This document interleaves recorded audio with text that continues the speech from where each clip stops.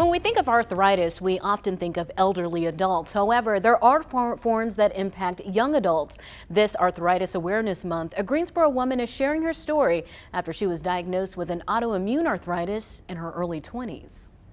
Heidi Waltz enjoys living an active lifestyle. As a wife and mother of two, she's always on the move. I was previously a teacher, and now I'm kind of getting into health and wellness coaching and do photography on the side. Her interest in wellness sparked more than 20 years ago after she began experiencing lower back pain while in college. I was in such severe pain that I could barely walk.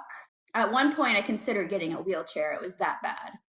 I had trouble getting in and out of my car. After several hospital visits and trips to the ER, doctors diagnosed her with ankylosing spondylitis, a form of arthritis that causes inflammation in the joints and ligaments of the spine. To be in college and to be diagnosed with a chronic disease is pretty terrifying. I have to live with this the rest of my life. I'm going to have to figure out ways to cope. Dr. John Tipton is a physician with Atrium Health Wake Forest Baptist. Unlike most forms of arthritis, he says symptoms of ankylosing spondylitis typically begin in early adulthood.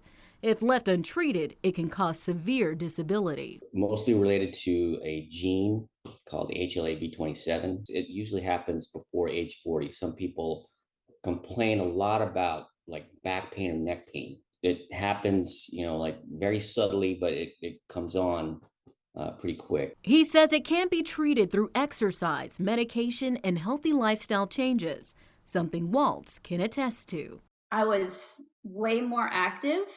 I was going to boot camps. I was working out, changing my diet. I noticed a huge difference. And I didn't have to go back on the medication for about 3 years after my second pregnancy. If you ever get diagnosed with ankylosing spondylitis, be positive, okay? Because you can live a good, long, and healthy life. Reports show roughly 3.2 million adults in the U.S. have this form of arthritis. Dr. Tipton recommends patients seek medical attention if they have lower back pain that persists or improves with exercise and worsens with rest. Just want to put out there, this is not to cause alarm, but just another example of why it's important to know your body.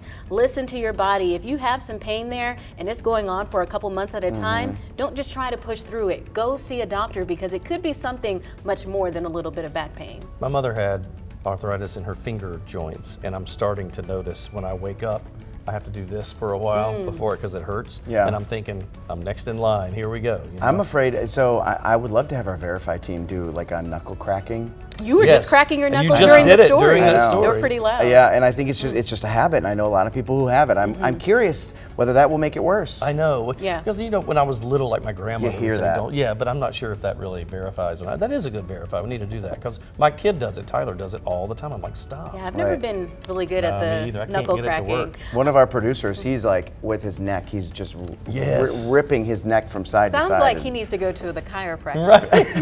Right. Tyler will spin his torso and crack his back. And it just sounds to me like that is a bad thing to do. Spin from the waist up, like really hard to go all the way around. And you hear it go.